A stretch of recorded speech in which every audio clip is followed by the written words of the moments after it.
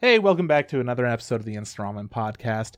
I am your host, Kris, and this week with me is friend of the podcast, Kate. What's up? But it's been a while. Yeah, I right? actually went back to see when the last time I was on the podcast. It was like March of this year. Mm-hmm. A lot has happened since then. Yeah, it's been a long time. A lot. Welcome back. Tell everyone why you are a friend of the podcast. I mean, I've been on a couple times, which is...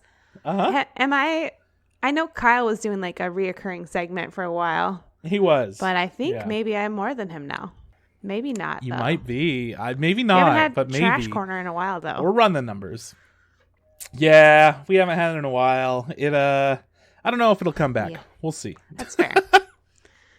The main reason I don't know if that's going to come back is because there's so much fucking anime out there. So much trash. At this point, like the reason that we started that was so that we could find out, okay, who are these like bad shows, like bad looking shows, bad seeming first episode pilot type shows. Who are these for? And I think that we figured it out. And it's just, it's whoever it's for. People are into whatever. People are into anything. If it reaches somebody, that's excellent. If somebody gets something good out of it, that's great. Yeah. I don't feel like it's worth subjecting my friend to watching something that he doesn't really want to watch, even though he says he does. That's true. It just feels like the heart's not there, you know? Yeah. I mean, like, if you put a bunch of time into, like, watching something that sucks ass, that is kind of exhausting. Especially if you're, like, not having a fun time. So. Yeah. So I don't know if that'll ever come back. But yeah, it's been months and months.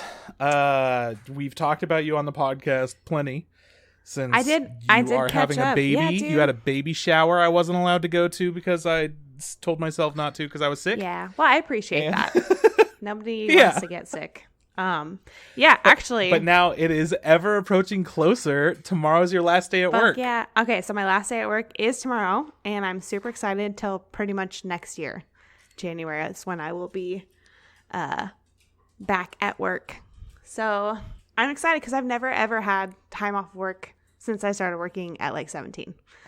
I mean, like I've taken like mini vacations or like vacations in general, like a week, you know.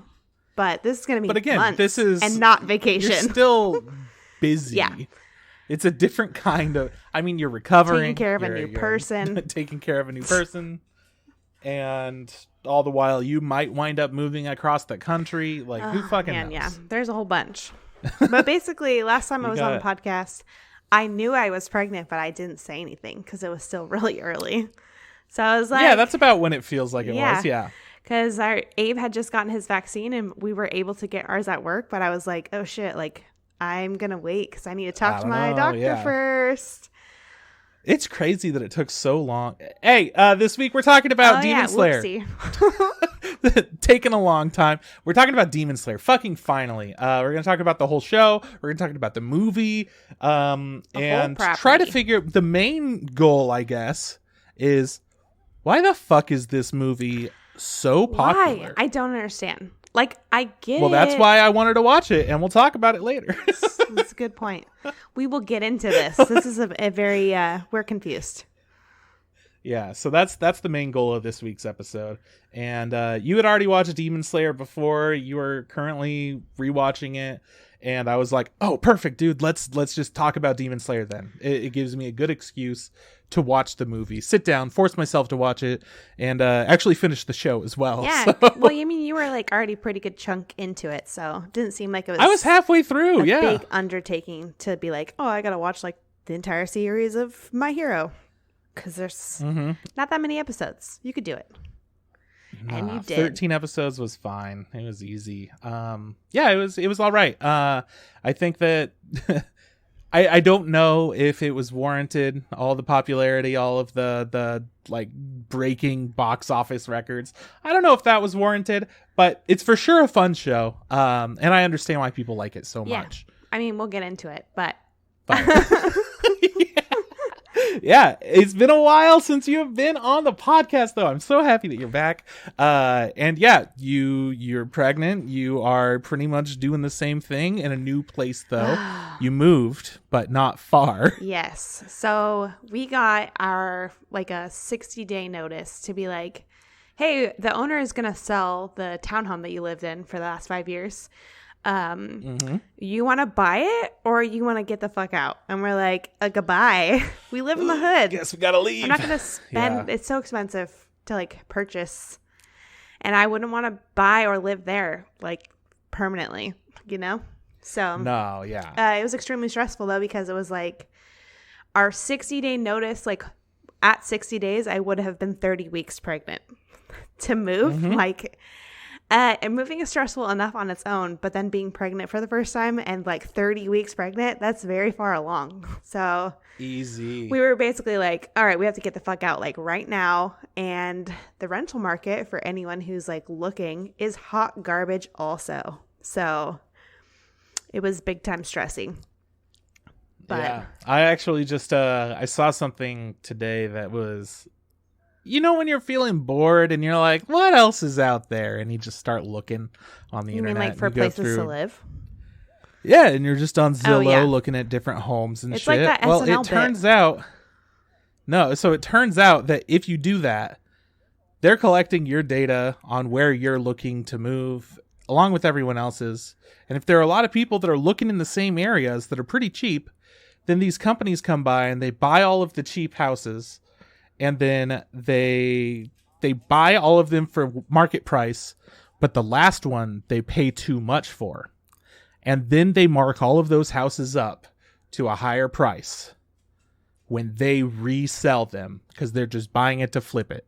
These billion-dollar companies are fucking us in the housing market, even in the cheap areas. And then people, instead of blaming the housing industry for fucking everything up the way that they have, people instead blame those that are coming to that town from somewhere that's more expensive, that has been affected in similar ways.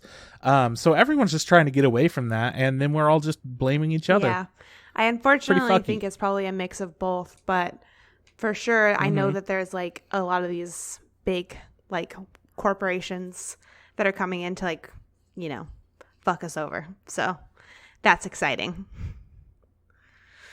Yeah, it's some dope shit. So anyways, good house finding. Yeah, so for you guys. My husband Abram, he found his coworker had a house for his coworker had a house that she like wasn't living in. She was like renovating, and we got it from her for like a deal.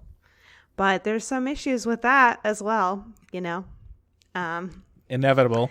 She's done a lot of the work herself, and you know, there's like one outlet in the kitchen. It's behind a sink. It's really difficult to use.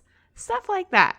I can't fit in the garage anymore, which is where our washing machine is, because I'm large. You're off laundry duty. Large and pregnant, so the space to get in there is extremely small. And my big old belly don't fit no more. Well, hopefully you won't need to worry about that for too much longer. Yeah, I hope. Well, because you might move, and then again, once you lose the baby weight, then we'll see. We'll see. Maybe we'll just have to remove that really big oven stove combo that you have. Seriously. I'm pretty sure she likes the stove more than she likes her family members, though. So it's probably gonna stay here. I have some stoves like that. Yeah, for sure. Yeah, like very specifically when we moved in, she was like, don't, I love this stove. Don't mess it up. I was like, okay. My baby. I'm like, it's a stove. And it also like needs a new like igniter, but okay. I was going to say, wasn't it fucked up too? It's so good. Great. All right. So more recently, what have you been doing? What's either your life been, or what have you been up to in your free time? Freaking nothing. Well, I am like exhausted by the time I get home. So understandably so. Yeah. I'm still working. Obviously tomorrow's my last day, and I get home. We try and take Lucy out. Abe's back on like a normal person schedule, so that's been really nice. We've been able to like have dinner together, take the dog out for a walk, try and like do some chores around the house, like build baby furniture. It's pretty much been like 99% baby time. Yeah, so, lots of go. Yeah, he's going to be here in like a month. So. And you still have the time for anime despite all that. Crazy. Yeah, sort of. Well, I'm about to have a bunch of free time and Abe has to go to work still. So I'm about to just sit in front of the TV. Just consume. And just freaking watch everything that I have put off for months and months. Okay, so what's that list? That's what I would like to know. Pretty much I'm just going to go back through I need to finish Attack on Titan. I need to catch up on My Hero. Yeah, I know. I haven't finished Attack on Titan. There's like a couple episodes I'm like short on. It's okay. I mean, you have until like January or whatever. Yeah, perfect. I'll be caught up by the time the new stuff comes out. But for our friend Tom's brother-in-law, or almost brother-in-law, I don't know what to call him, for Parker, he had never seen Attack on Titan. He watched through all of it very quickly, and it's like the first anime he's ever seen. What? And now he's just like, what do I do? What do I do with any of my time? So that's a pretty funny thing to see. Well, that's a crazy first anime to start on, but like I know. Awesome because it's really good. So how far did you make it in the final season? I think I'm only like a couple episodes short of the end. But basically... Oh, shit. Okay, so you've seen like all the somebody good really stuff. Important dies. I mean, I thought she was important, but... Whoa, they. Okay. Them. You could drop some just... A person. No spoilers. Anyway, yeah, they died. And that's pretty much like the last episode that I saw. I just reached this point, like I found out I was pregnant. I was like, I can't handle anything that's stressful, even remotely. And like stop watching. And then I made you watch To Your Eternity. Oh my God. Okay. So like I haven't been watching anime. And then I was like, I'm going to watch one. Kris and Juan were talking about this and it sounds really good. So I turned it on and I'm sitting on the couch. Abe's at work. Oh, it's really good. And I got to like the third episode and I just texted Kris and I was like, I'm bawling my eyes out. I hate you. It's really good though. It's really good and it's worth it. And it is sad. Yeah, if you want to cry. Only when it wants to be. If you want to cry, go ahead. Well, I mean, it's one of those things where like, I don't know how certain shows pull it off and other ones aren't able to. But like they'll really clearly let you know, hey, everything's going to be sad in this show and we're just like not going to pull back on it. We're just going to keep going. It's going to be sad in all these different ways. But like that gets boring. And I feel like that show does a really good job of it not being boring. That's what I was just going to say. Cause like even with Anohana, which I fucking love, it's still so heavy-handed with all of the like, oh, we're so sad, and oh, the mom is so angry, and oh, the brother misses the sister and doesn't know what she was like, and blah, blah, blah. And then Your Lie in April is like, I was abused and I'm sick, and all that shit. Like again and again, there's all these very legitimate, real reasons to be incredibly sad for all of this sad anime out there. But it just feels so inauthentic that all this sad shit keeps fucking happening to these people. Like, I don't believe that shit for a second. Yeah, but this is really believable in his like journey. Well, but why? I don't know. Right? Because it's so good. Yeah, I don't know, but it is excellent. I almost was like, I want to start watching this with Abe. I think he would like it.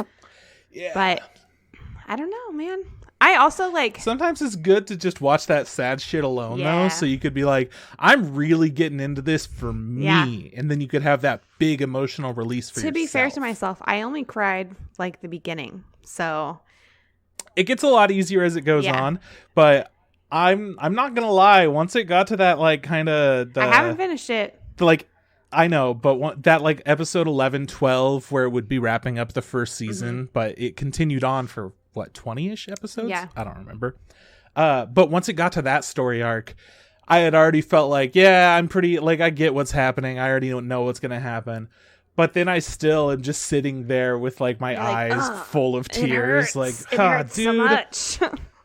Gonna miss you, homie. Just one of those kinds of situations. Every time that there was always, and then even the secret one. which I don't know if you got to, so that's what I'm going to call it. I'm not there yet, I don't think. Yeah, I'm going to call it the secret one. That's good. It's a good time. I'm excited for you to finish that. But basically, are you going to do that pre or post baby? Oh God, probably pre, because if I don't think I'm gonna have very much time. I know. Once he's here, to like sit down and watch something consistently. But I don't know because I've never had a baby before, so I don't know like anything. You got lots of downtime. You got lots of sleep time. There's at the beginning, it's a majority of sleep, but you also are going to be sleep deprived because you don't get any kind of control over your hours of. Well, and I'm not sleeping right now anyway. Like. Dude, classic bad. Because you got that uncomfy body. I'm super uncomfortable. I get heartburn in the middle of the night that wakes me up. I've never had heartburn before in my life till now. Fun. So that's really unfortunate. And then when Abram was gone this last week, I was like waking up at 2:30 in the morning and just being awake from then and then having to go to work. I'm like, this is lame. That doesn't sound worth it. No, it was bad.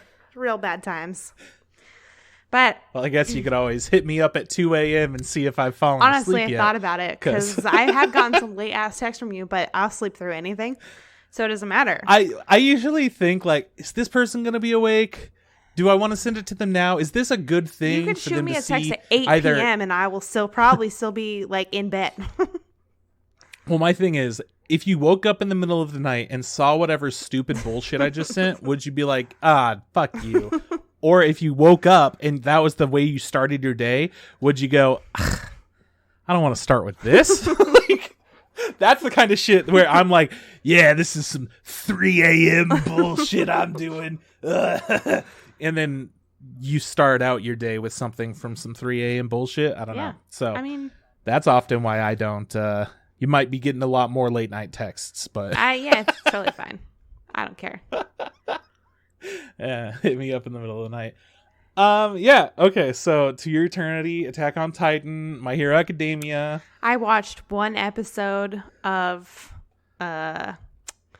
Shaman King, but like never. That seems like a show that's made for kids. It is made for kids, and also I never watched it as a kid, so I watched it and I was like, I hate this. Let me just. I was gonna say you better finish that thought because I'm gonna jump back to something you've already talked about. Oh, great! Let's do that in a second then. In relation to Shaman King, they just finished up Digimon, the reboot that I had started watching, and then I dropped because I was like, this is going nowhere, and this is just not nostalgic anymore. Like that's not carrying it. I dropped it. Well, it turns out that by the end, they were hardly animating anything. Oh, that's lovely. So, like, it gets to the most climactic point, and it's just like, we don't have the budget. Is this the same studio? I think it's Toei. Yeah. Interesting. But I don't know. I don't know who Shaman King is. Well, whatever. It's just that childhood nostalgia shit. Yeah. What did we talk about? Well, I was listening to your podcast when you guys talked about the not fairy tale show. Yeah, Eden Zero. Yeah. And I was like, now I'm like really interested to see, is this like fairy tale? I just like bad anime. I'm glad that you're bringing this up. So I listened to your pod. Because the way you described it made me really upset. I listened to your pod. When you were like, fairy tale wasn't that great at the beginning. Anyways. So, but I had like watched like a couple episodes of fairy tale recently because like I like to go back to shows that are comfy for me, and that's a comfy show. Dude, I get you. And so I was like, I'll just put on Eden Zero. Like maybe it's more of the same sort of thing. And Kris just really hated it, and it's not that bad. No, it's really that bad. And yeah, I'm not a drama queen, I promise. I got 10 minutes. I'm just compassionate, probably, and I was like, nope. I noped out of there so fast that I was like, hey, you're maybe it got better after 10 minutes, but I can stand it. And I love fairy tale, and I still love fairy tale, and it's like all the worst parts of fairy tale that happen way later on. The first 10 minutes were the strongest of the show, I would say. Well, it's awful. I only watched half of it. I'm not going to sit around and pretend like I'm an Eden Zero expert. I just watched the beginning and went, wow, why? Yeah, comparatively to fairy tale, because I know it's the same creator. Yeah, same I'm dude. like, well, these characters look similar, and they've got that whole like Natsu and Lucy like vibes going on, but it's not. It's not. There's not good character development. I could just tell from the beginning. So yeah, I just had to say that because I was listening to your episode about it, and I was like, oh God. As me, who talked about Fairy Tail last time, having spent 300 episodes watching it. Man, just watch Fairy Tail. It's a lot better. Just watch Fairy Tail. Eden Zero versus Fairy Tail. Yeah, there's a lot more substance. It's a lot better. I mean, they're definitely... Eden Zero versus Eden of the East. Eden of the East every day. Yeah, agreed. Sure, there's another Eden show out there that people could easily put into the same category just based off of the name Eden. Yeah, even though they're nothing alike. But I'm not going to do that twice. That's fair. Just one. What have you been watching, Christopher? What has your week been like? You know what? I don't want to spoil what I've been watching just because we're doing a wrap-up episode in a couple of weeks. And we're at the end of all these shows. But what I can tell you is it looks like Aquatope on White Sand is going to be a 2-core show. This is the aquarium show? This is the aquarium show. And the last episode that I watched, which I am now a week behind on that one. The last episode that I watched ended with everyone was sad. And I said that on the podcast last week. And that's where it ended. And I was like, I don't know how they're going to wrap up this story in an okay way. Sad. Well, it's got more going on, so we'll get there. In Sunny Boy news, this episode was still very straightforward. There was like one thing that I didn't understand, but I'm starting to like put pieces together about the existence of the world that they're in, how the other worlds interact with each other in different ways, and yeah, I'm still not sure who War is exactly, or why War is so significant, but we'll figure that out. Dude, it's such a crazy show to watch. I kind of want to watch it, but it like just from you explaining it reminds me of like what was that anime that was just like insane when we were kids? Fully Cooley. When we were kids? Fully Cool. It reminds me of like those vibes because you're like, what the hell is going on? Like all the time. Fully Cooley was a lot more of just like a general, hey, here is this 2-book manga. Like they didn't have much to it. And then they just said, take whatever you want from that and make it a show. We're just going to give it to these different directors and feel like it's going to be a whole fun thing. Fully Cooley was more of an experimental project in, can we tell a consistent narrative between these characters? And then they kind of failed at that. I don't remember any of the details. I just remember being like, I don't know what the hell is going on. What am I watching? There's a guitar coming out of this kid's head. Mm-hmm. But yeah, there's some stuff with the Pirate King of Space and all that. They didn't ever want to elaborate, and I'm glad that they didn't. It left it weird and unique. The thing that Sunny Boy, I think, thrives at is that it's giving you all these hints and clues and weird shit that's going on. And like, I've talked about this before. There is a character that's a dog, and he comes up in a certain episode, and it's a very like, what the fuck? What are you doing? Well, it turns out that in I can't remember if it was the second or the third episode. It must have been like the third. There is a scene where you could actually see him for like a second because he's able to come into existence through this tree that was burned down that connects to another world. And as soon as the tree was getting burned down, he was able to come over. He just didn't meet anyone. So it's like pretty purposeful. And oh my God, Kate. It's not at all like Fully Cooley is just like, yeah, we're here to have fun. And this is like, all right, intentionally sit down, kids. Yeah. This is going to be your lesson for the day. Like you have to take notes, but not really. It's just a couple of episodes that have these extra meanings for the people that want to deeply analyze things.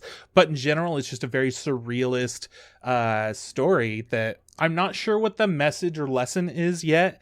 That does feel like it's a little bit more advanced than just like, be good to people or like, don't let demons kill people or whatever the fuck the lesson is in other shows.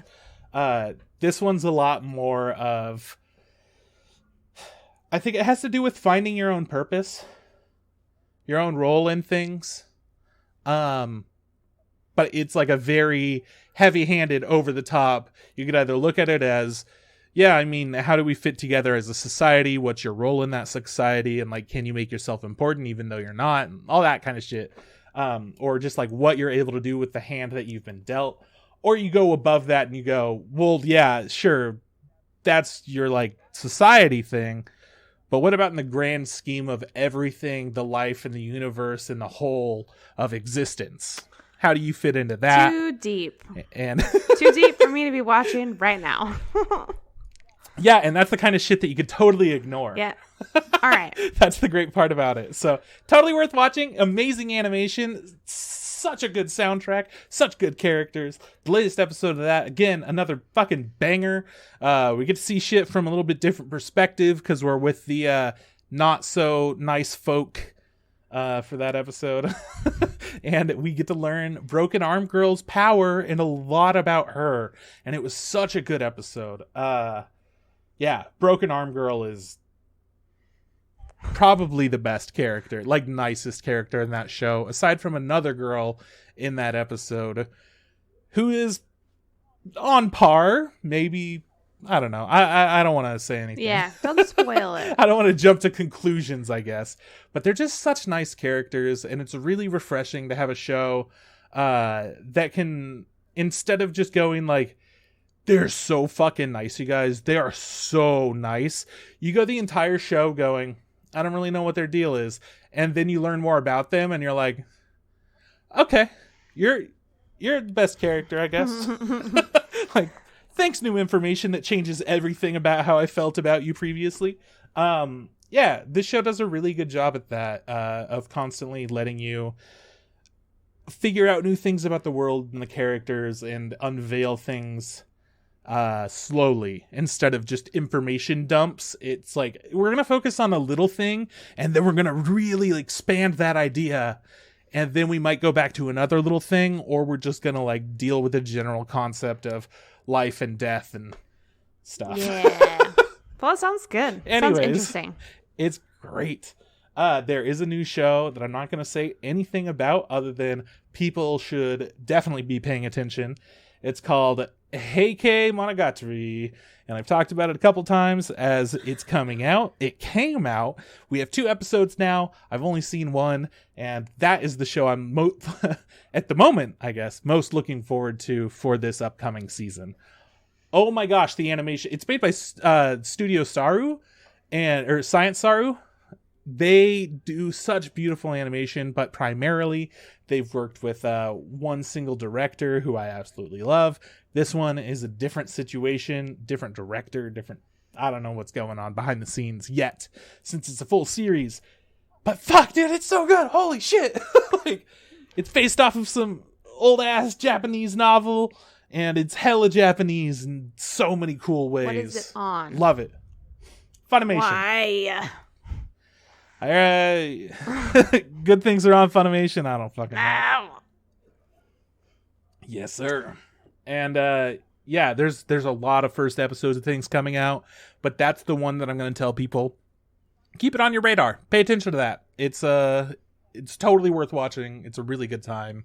Are we in a new anime and season? Hopefully we get more stuff. Yeah, dude, we're at the end of a season and all the new shows are starting right now. Gotcha. Yeah, it's crazy. We're going to get some cool stuff on Netflix that I'm excited about. Like Violet Evergarden comes out soon. I'm super stoked about that. Next week, instead of talking about Rurouni Kenshin, like I said that we would do, we are instead going to be talking about Star Wars Visions. And we're doing that because Abe knows a bunch about Star Wars and is a big Star Wars fan. And thank God, Star Wars Visions is out. So I'm going to be watching some of that. And yeah, Science Saru does a couple episodes. Pretty they sure. do. I was like, I know that name. do. I recognize it. I looked shit up like not even that long ago. Science Saru is such a cool studio. So very excited about seeing what Star Wars Visions is all about. Short stories in the Star Wars universe by all these different anime studios. So kind of like a Fooly Cooly type thing, but instead of having the same characters and plot lines, it's all different. They get to do whatever they want as long as they're in that universe. Yeah. So it's a big universe. yeah, I'm super stoked about that. I was hesitant. I was like, maybe half of it's gonna suck, maybe the other half's gonna be good. We'll see. But it seems like there's pretty positive reception all around from Star Wars fans. I'm excited which is probably the biggest critic. Yeah, pretty much. They are the biggest critic. Star Wars fans are terrible. And I say that being one because we're hypercritical about everything. So, yep. Sorry, can't help it. But that's just how it is. It really is how it is. And they're also not only hypercritical, but extremely opinionated. Yeah, I'm excited to listen to that episode because that means I'll have watched all the episodes too. Yeah, you'll be caught up. But yeah, those just came out today on Wednesday when we're recording on Disney Plus. So good luck watching those if you can, or just, check out the Seven Seas and all that shit. If you don't want to Disney stuff, I get it. Anybody that wants to boycott Disney, I get it. I like Disney a lot. I'm not in Disney's that train. Shitty company. Yeah. Disney's shitty company. I'm still going to consume. I'm still going to enjoy. Yep.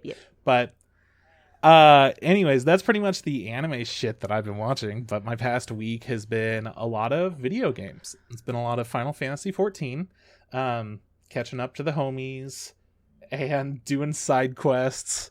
They skipped a bunch of side quest type stuff, so I'm like, oh no, I'm doing all that because I want to have fun too. Yeah.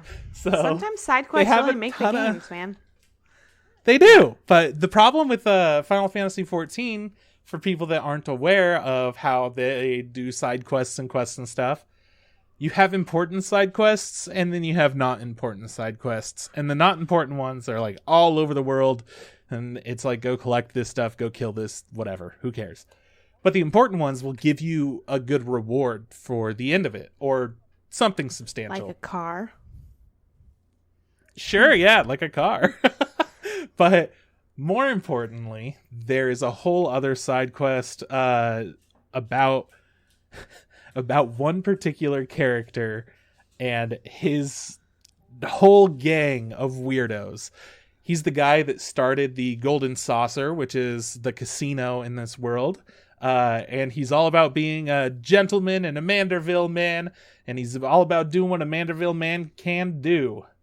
And they decide to just animate shit. They go, the character model isn't supposed to move this way, but we're just going to do it for this. And it's over the top. It's ridiculous. It looks like some Source Maker film stuff.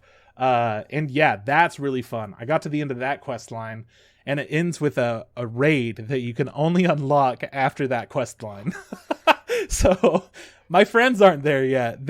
One of them just unlocked the like dorky ass dance that you get to do where you like kind of march back and forth swinging your arms like an idiot, and then you like go off to the side and do little like hand shakes both directions and do a really goofy pose at the end. Nice little jig. Yeah, a nice little jig. And you get like the clothes, the gentleman's clothes from doing all these quests. It's really stupid. It's incredibly over the top. And more than anything, it's just you go somewhere, you talk to some person, they go, hey, go help this guy out. And you go and you look at them, and then a cutscene starts playing, and you watch for like 8 minutes as a bunch of ridiculous stuff happens, and they go, all right, good job. Like, meet me back at the city. You go back to the city, they say, go help out this thing, and like, go check on this. You go check on that. You watch another goofy cutscene. So it's just again, you going back and forth, watching goofy ass cutscenes and not really doing anything other than that. That sounds kind of fun. It's fantastic. Though. It's so much fun. I love it. It's so much fun. It's just like in this game where everything's incredibly serious, they decide, you know what? You just finished the big storyline. Some characters switched sides and died and like whatever. Anyways, here's this little thing for you to enjoy. Something goofy. So it's nice. It's fun. So I enjoyed that. And then I've been playing Deathloop as well. I didn't know what kind of a game it was. I'm going to be honest. I've been super confused about it. Have you seen ads for Deathloop? No. I mean, I don't think so. But also, I'm not like, I just came across that there's going to be like a Borderlands trailer. Or like a game. Sequel, Wonderlands. Yeah. So yeah, Tiny Tina's Wonderland. Like, it looks great. What is this? So yeah, that one I'm looks pretty great. out of the loop with new releases. Fair. Anyways, this one, I wasn't sure what it was going to be based off of its first ad. It felt like it was a spy kind of game, maybe. But then they really pushed that idea of, yeah, but when you die, you just like come back and you're stuck in the same cycle until you figure out how to overcome it. That's the general plot of the game, is figuring out how to overcome the cycle of every single day. It just resets. Whether you die or live through the day resets with you in the same spot. And the game starts out with you going, what the fuck is happening? I want to get out of here.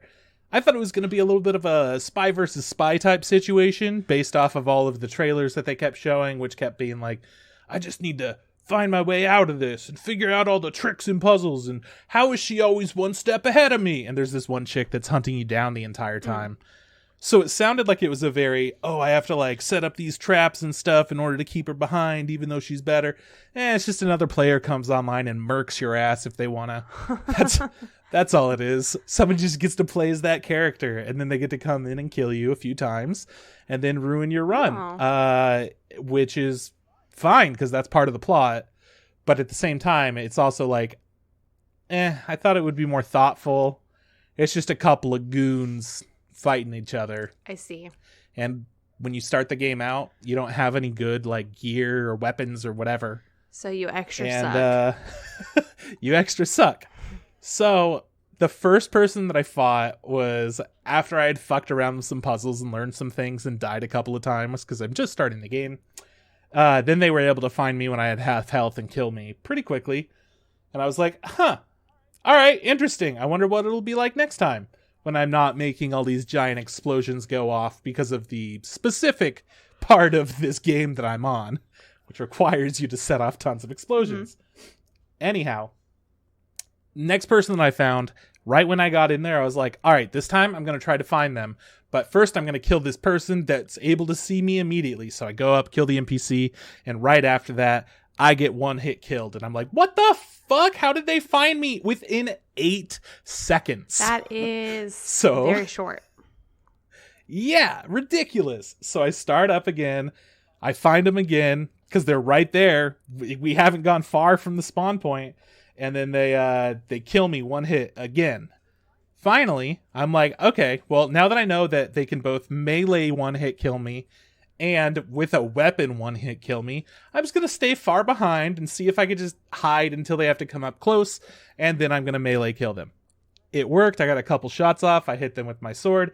I killed them. Was like, cool. Now they're just out of the game for the rest of the day while I didn't have any kind of good weapons or anything. Then I get their ridiculously good weapon and I see what it was. And I'm like, that's so unfair. What the fuck? This person that's been playing that clearly knows what's going on, and I have no idea. How are you even supposed to beat them? It just became this cool idea. But you did beat them, so like... I did, but it's an idea of outwitting and outplaying, and all I did was stand literally right next to the door that I came out of when it spawned me and hid behind something. They knew exactly where I was. But I was just like, this is bullshit. This doesn't feel fun. This just feels like either they're going to kill me or I'm going to kill them. It's never like I'm getting the upper hand because of this. It's like, it's just a fucking mess. Side. So the idea of that was very cool. And then I think its execution was not great. Yeah, poor.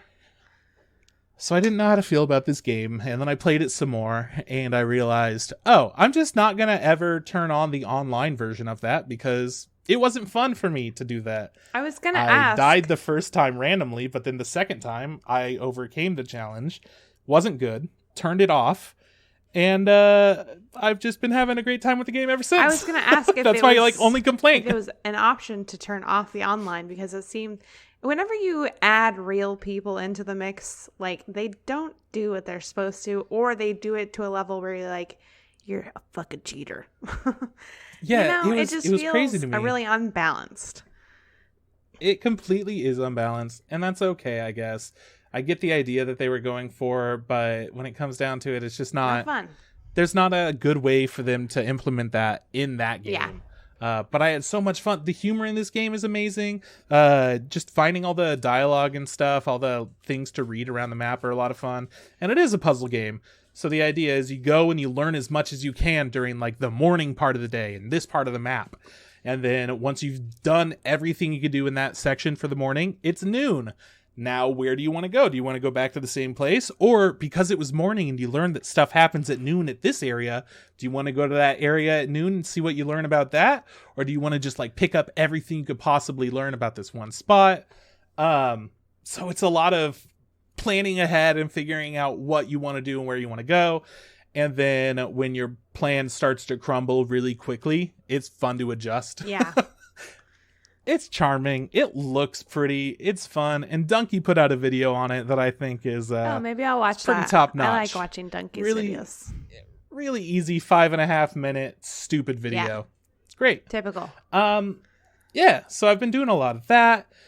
And that's pretty much it, I would say. Just a little bit of games, a little bit of shows. Picked up Stardew Valley again. So. Oh, hell yeah. I've been how deep in it are you? I'm in like fall of the first year, which is like pretty typical of like I get through the first year and I start over. Yep. I'm like, you're almost done. But I had like a really lucky thing happen. I was like in the woods, which is like something I personally unlock like pretty early because you need like an ingredient for a bundle. Yeah, the deep woods. Yeah, the deep woods. Yeah. And I killed a slime and it dropped a prismatic shard. And for those who don't know, that's like a very rare thing to happen ever. So I texted Kris and I was like, oh my God. What the fuck? I mean, in our game that we were playing together, how many prismatic shards was it 2 or 3? I think we've had 3. I think we had 3 because we donated one and both of us had the galaxy sword. But we also had gotten hella far. We could buy the galaxy sword. That's true. Maybe we bought one. Maybe it's only 2 then. I think we might have bought one. But I think because I remember I found a random ass one that just popped out in the like regular dungeons. It must have been in some kind of a slime or something. Or a bat or a core. Like an enemy that was like a 1-hit kill. And then we got another one from this desert, and I think we might have gotten another one at the desert. I don't know, man. All I know is that we had gotten very far in that game, and we got lucky. We got far. We got lucky. That was I mean, I don't know what to do in that game because once you get to the island, and once it becomes all about getting once everything's automated, you're like, the fuck. Future fruit. It's like I don't know. I don't know what to do. Yeah, stop playing. Start over. That's what. Exactly. Dude, oh man, that video that I sent you, I think it was today, of somebody digging up one of the rarest items in the game. They were so happy, had a full inventory, cleared out their inventory, and then because somebody was standing right next to them, they accidentally clicked on that person and gifted the incredibly rare item. Yeah, and the person didn't even like it because it's not an item that you give to people. It's one that you use. And yeah. So funny. That's like I'm starting over this day. Reset. Yeah, like regardless of if you get it back, you start over because I don't want that kind of existence to happen. Like, so sad. You fucked up. Yeah, man. Stardew Valley is so much fun. I love that game. Me too. Yeah, I think that's all that I've been up to. I'm trying to think of anything else exciting, but it's just been a pretty cash, mellow time. Lots of Final Fantasy stuff. Honestly, I had the most fun that I've had in Final Fantasy so far. We did a couple of the hardest version of very early parts of the game. That's awesome. So, like, fighting a big old Ifrit, you know? Yeah. Like the first big old boy. Bill Esper. But you fight the hardest version of it. Are they called Espers in that one? No. Well, Ifrit is an Esper. Every game has different names. In... like the third one or whichever one I played for the Super Nintendo. 6, 3, 4. 3 and 6. Know. Same one, I think. 3 and 6. I don't know. Yeah, they're called Espers. You get like Shiva and like the ice one. Mm-hmm. I mean, they're called a lot of different things. Elementals, they're called They rename them. Yeah, exactly. But they always have like things summons and spirits and stuff like that. Yeah, things that show up the same sort of thing in each one. Exactly. Like Sid. Yeah, so you're always gonna see Ifrit and Leviathan and Sid Sid. Ixion. I don't remember. There's a lightning. Unicorn. Whatever. Lots of cool shit. Yeah. Yeah, Shiva. And I don't know, man. Playing with friends is just so much more fun than playing things alone.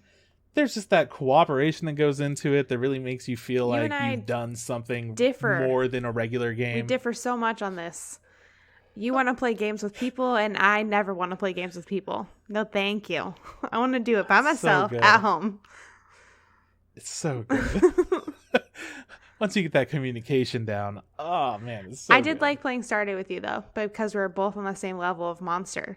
But I can't play it with normal people need to do. Because they're too slow and they do things wrong, and I'm like, you're ruining my farm. It all depends on what everyone's willing to do for different games. Yeah, and I don't want to make it unfun myself, for someone. I would exactly but for me, I want to do the most challenging things because I want to see what the game designers had in mind of oh yeah, this is the end type stuff. This is the thing that we want for only people that really like the game, is how I see that difficult content. So I just want to check it out. But some people don't want to even check that shit out at all. They want to just do their thing, which is fair. Completely fine. I don't want to play with you. Totally cool. Yeah, that's the thing. Yeah, okay. So yeah, I definitely understand having to change the way that you play things for yourself when you play with others. Yeah, it's just something that I'm okay with because the good times are so much better than when I'm solo. That's true. If I'm playing Kingdom Hearts, the game is immediately better if I got somebody else that goes, the fuck is that shit? I'm like, oh, you want to know, huh? So just that, including one other person, makes things a different dynamic, a different level of enjoyment and of I don't know, just gameplay in general, I guess. Satisfying. Yeah, it's just very satisfying in different ways. So that's why I like multiplayer shit. But yeah, Final Fantasy was a blast playing with other people. Phasmophobia had an update. It was its 1 year anniversary. So in a game about hunting down ghosts, instead you just have a party is essentially what it came down to. That sounds hilarious and awesome. I've seen a little bit of that games, spooky scaries, but not. You all start out in the garage when you're deciding on what mission to do. And in the garage, there's techno playing and there's flashing lights on the ceiling. There's a disco ball. There are all these balloons on the ground and everybody's wearing party hats. And the party hats stay on when you're at the creepy haunted house trying to find the ghost. That's hilarious. Everyone's wearing party hats. It's fun. It's great. But we found a way to move the balloons over into a corner by the couch and then clip our way on top of the couch. So it's for sure the best because then you just see a couple of people crouched on the couch looking like idiots. They're not supposed to be on there. There's no sit function. It's fantastic. That's awesome. But it was fun. It was more challenging in certain ways. While being easier in others. I felt like it was either completely a breeze, you go in, you figure everything out within 10 minutes and then you're out of there, or you can't fucking find shit and the ghost just killed 3 people, so what do you do? Yeah. It was a really fun time. So just having a good time with friends this weekend. That's awesome. I think that's my week. I think that's it. Just good fun. Good fun. You got any big boy anime news for me? Do you really want it? I do. I want to know what's going on. I'm super out of the loop with the world, which I don't have. I prefer. But anime that you're going to be interested in. Well, that's probably fair. I have nothing for you to be interested in. I'm sorry, but this week I do have news. So let's get into the news. So there's a show out right now called The Duke of Death and His Maid. And it probably just ended because they announced a sequel. So there's going to be another season of that. So that's good. Tsukimichi, Moonlit Fantasy, Season 2 has been announced. So it probably also just ended its first season. Lots of that stuff. Good job for you guys. Hell yeah, man. More shows for the people that like them. Reincarnated as a Swords light novel has been listed with a TV anime. So if y'all are fans of that, hell yeah. I don't know what it is. Separate from Reincarnated as a slime? This is separate from every reincarnation show. All yes. right. This is its own thing, being reincarnated as a sword. A fucking sword. So Yeah, it's a real thing. People didn't think is a real thing, but they have a lot of bizarre stuff. So if you don't think that being reincarnated as a sword is cool enough, maybe you should check out the light novel Reborn as a Vending Machine. Now I Wander the Dungeon. Just a little something for you guys out there that goddamn might anime. want something tasteful. Hey, Spirited Away is going to come back to theaters for its 20th anniversary in October. Ooh. So we're getting there. Is this to bring back box office records? Who knows? But I'll go and see it 300 times a day because I stan Studio Ghibli and I want them to be better than the Demon Slayers. God, I have so much to say when we get there. So this is legitimately starting it. I think that Demon Slayer fans just wanted to break records and then they just wanted to keep it going. I genuinely think that that's a thing based off of my anime list and how Full Metal Alchemist fans will not let Full Metal Alchemist Brotherhood move from the #1 spot unless a weird thing happens and everyone starts upvoting like, oh yeah, dude, we fucking loved the end of Attack on Titan or whatever, and then Full Metal Alchemist fans come in and they're like, fuck you, we're better, and then they make that one the top one. I did not know again. that was a thing, but that sounds like it would be some sort of thing. Dude, fans of anime, what is wrong with us? It's like Star Wars, you know? What the fuck is wrong with us? And that's Juan always loves it. She's like, our people. Our people. Yep, that's our people. Our fucking people sometimes, you guys. I mean, I get it. We're all just gross little monsters doing our gross little monster thing. But like, damn, let it be accurate. All I'm saying, anyways, I'm not going to go back to the movies for this. Spirited Away was better than fucking Demon Slayer. My hot take. It was. Are you going to go see it in theaters then? No, because COVID, I'm going to be having a baby. There are so many reasons to not see this in theaters. You don't even need your reasons. It's just we own it. We've seen it in theaters. This is just kind of a fun for people that really love it, want to go see it in theaters. I would go see it in theaters if I wasn't maybe going to have a baby at that time. I for sure wouldn't during COVID and shit. And COVID. I'm just like, yeah, maybe I would consider it if everything was chilly chill, but it's not. It's not chilly chill, so sorry. Mildly on fire. Crunchyroll has announced its anime for fall, and they are right now heavily pushing the shows that they are involved in, which makes a lot of sense. But people think it's pretty funny. They have all of the shows listed, but instead of having it in a here's all of the shows and here's some continuing shows, it has it in new season picks.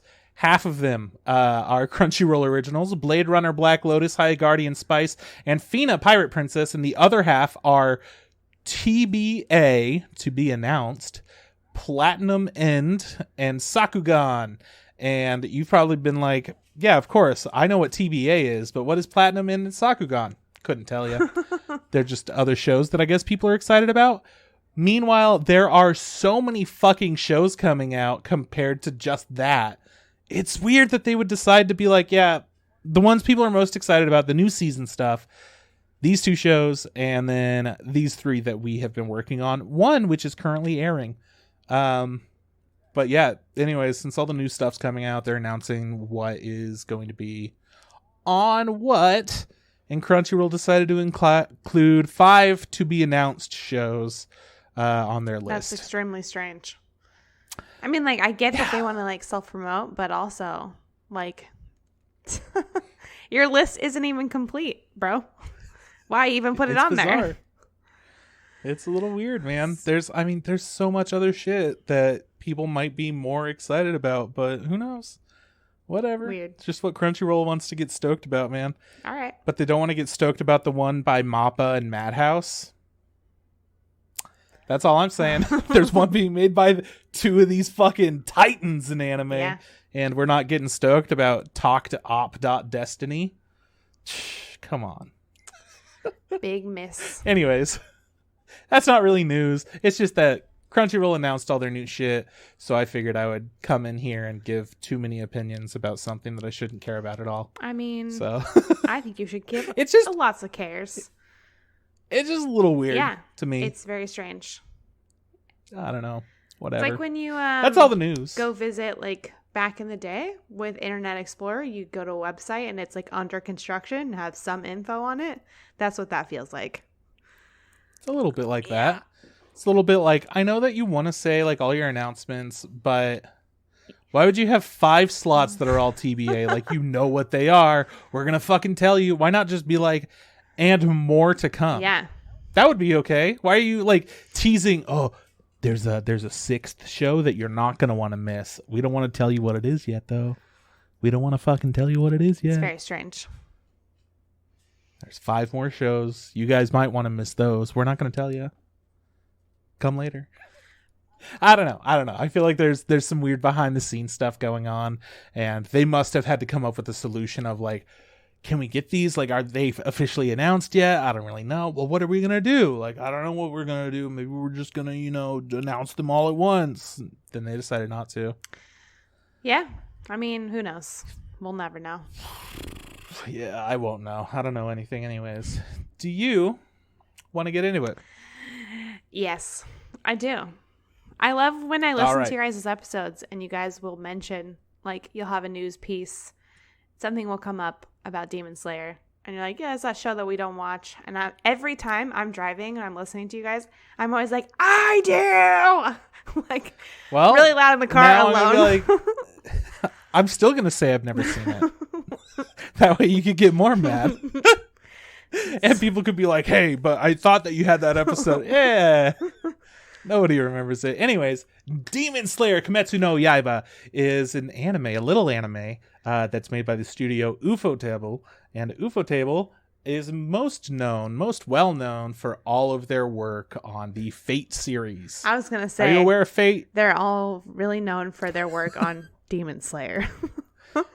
Well, that's also true.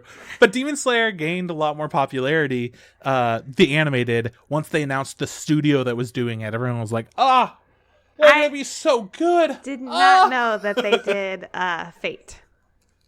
Yeah, they're the Fate boys. I've never seen Fate. Does it make you more or less interested? I mean, the same level. It doesn't affect me.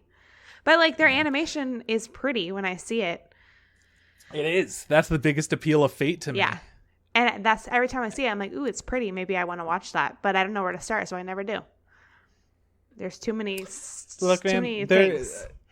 There are so many guides. I've saved emails from fans that have been like, this is the good watch order to do it. Like, I have all that. I started out with what they recommended. It didn't grip me.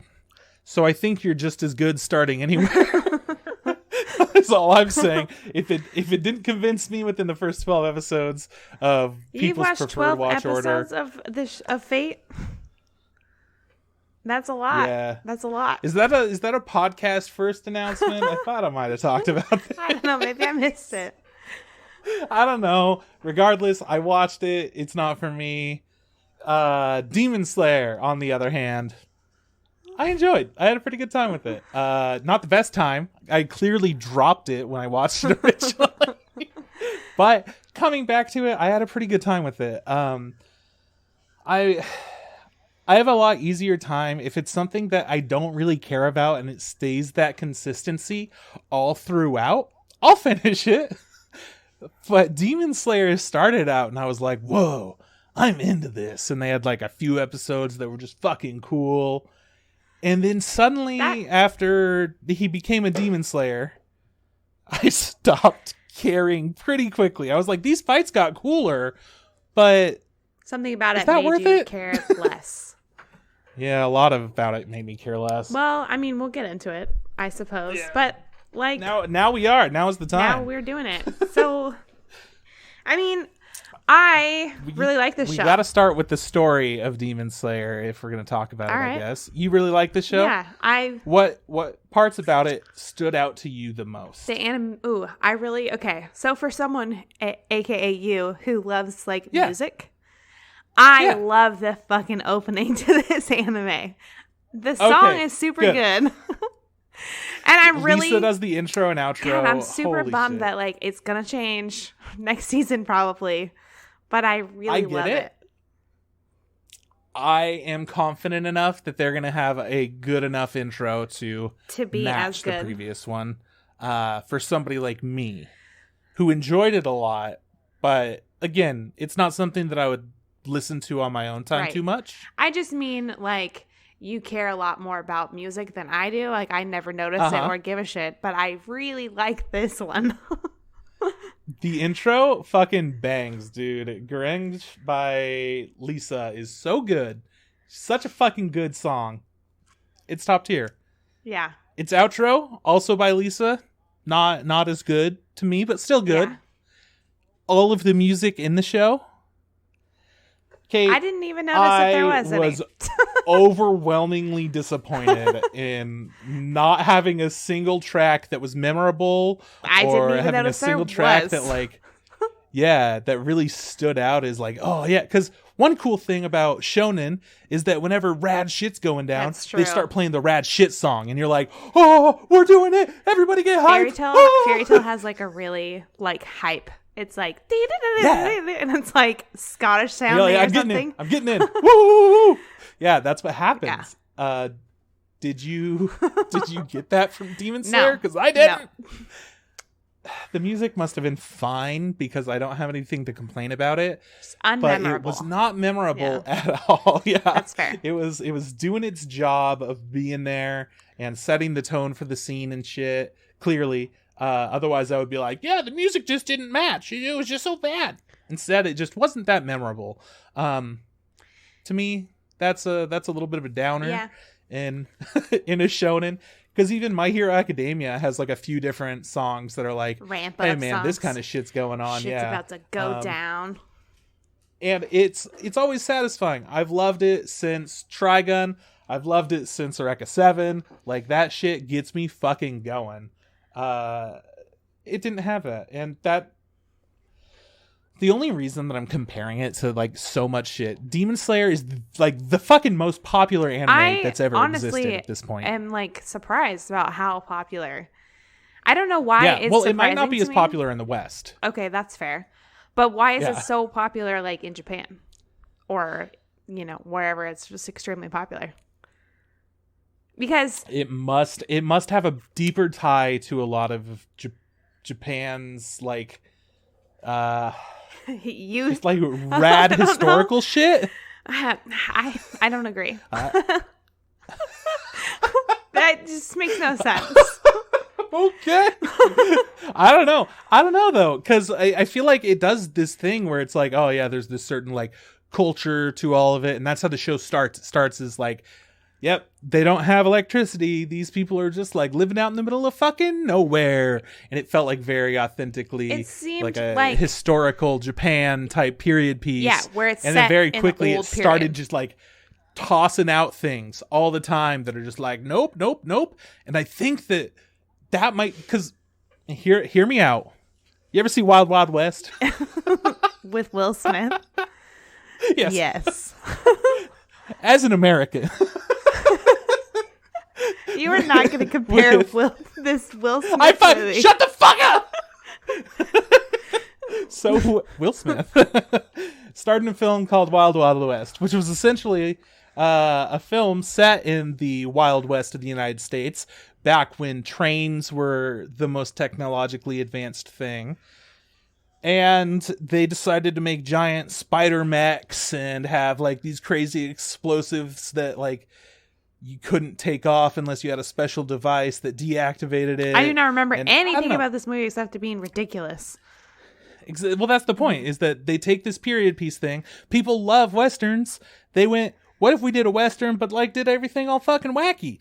And I think it was popular for its time. It stood up against the the threshold of Will Smith's bests. It still stayed up there, Oh my gosh. I don't have any attachment. I don't fucking care about that movie at all. I don't remember the last time I've seen it.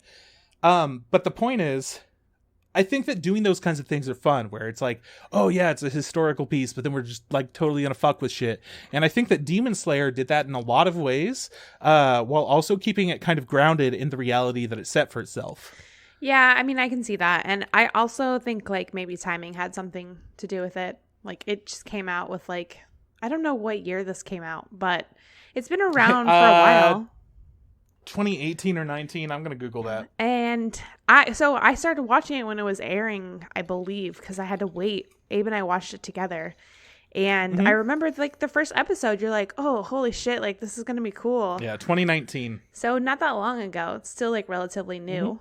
Obviously, the movie just came out last year. 19, but yeah. So, yeah, I mean, like I really enjoyed the show. There's like parts of it I super don't like. Do I think it's the best show ever? No.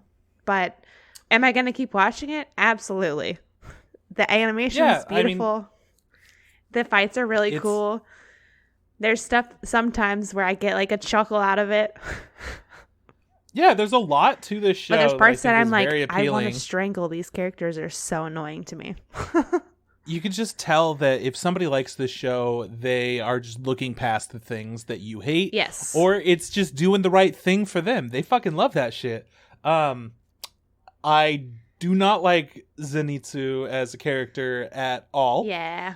Should we get into whatsoever? But no, almost. I don't like him as a character at all. But at the same time, I totally understand why somebody else would like him as a character. Yeah. The same goes for like the little grape juice from My Hero Academia. Dude sucks. Good point. Good comparison. Dude fucking sucks. People love him. Yeah. Why? Because he's like comic relief? Yeah, he's comic relief. Dude, this Zenitsu is just comic relief. That's all he's been so far. They're like, oh, here's his tragic backstory. He's just like fucking sad. And then they continued on with him and they're like, yeah, he's still the exact same person, but now he has superpowers. Yeah, I mean, his powers were pretty cool. His powers are fucking that rad. First time you see it, you're like, what the fuck? Okay, maybe. Honestly, every time that I see it, I'm like, nice. Cool. Like, they do a good job at making it feel like it packs a punch, like it's really substantial. The animators fucking kill it. But the writers, I mean, this is coming from the fucking manga, so it's not like there was much they could do as far as the show goes. But it just, he was so just whiny right off the bat. I'm like, I get it, dude, but fucking chill out a little bit. Honestly, if I were him, I would probably kill myself because his whole life was terrible in the backstory. And then he should have died, but instead of dying, he became super ninja. And then once he was super ninja, he's still in all of the shitty, only while he's unconscious. But he still gets on all these shitty things that he hates, and he hates like all of his life, and he's constantly worried all the time, and he just seems like he's about to have a heart attack at every fucking moment. Yeah. And then it affects him so much that he passes out, and then he becomes insanely strong. And I don't know if it's him or not. I don't know if it's something just using his body as a conduit, which is possibly what it is, since it's some lightning shit, and it felt like they were trying to be like, oh, he's so godly when lightning shit happens. Anyway. I just feel like they have so much to this character that makes him... Do you think... he can't be happy in existence. If I was him, I would kill myself, because he's... I mean, yeah. I mean, he made a new friend. He suffers. First time he's like made a friend. But also... It's true. Do you think that if they had... So, did you watch it in English or in Japanese? Japanese. Okay. Do you think that if it was a different voice actor and they took that character's, like, words in a different direction, would be better or the same? No, I think it would be the same. I think that he would still be whining and crying the entire time. If it was a different voice actor, he would still have to do it. I mean, that would be like changing the voice actor of Asta from Black Clover, which again, I think this is better than Black Clover for sure. I couldn't get that far because he is so terrible as the main character, screaming. So I'm already used to Asta. I get it. Main characters scream all the time. So side characters scream all the time. I could handle that, I guess. But his character is irritating. Yeah, when he's screaming, he's not screaming like, yeah, let's fucking go, best friend, we're the best, and like Asta was at all times.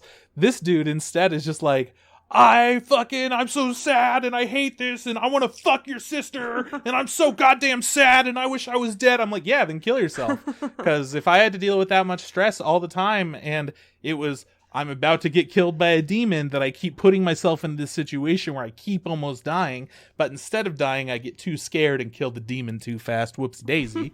And then in the fucking one, I text you about this, in the fucking situation in the middle of the